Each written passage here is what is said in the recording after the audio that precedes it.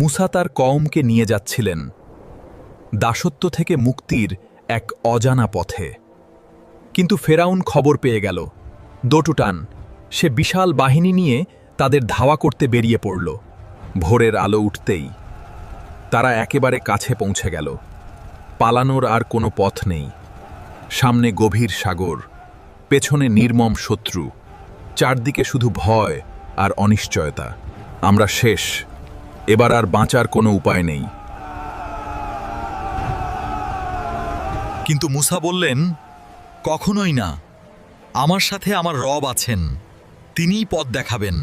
তারপর তিনি লাঠি দিয়ে সাগরে আঘাত করলেন, আর ঠিক তখনই ঘটল এক অলৌকিক ঘটনা। সাগর দ্বিখণ্ডিত হয়ে গেল।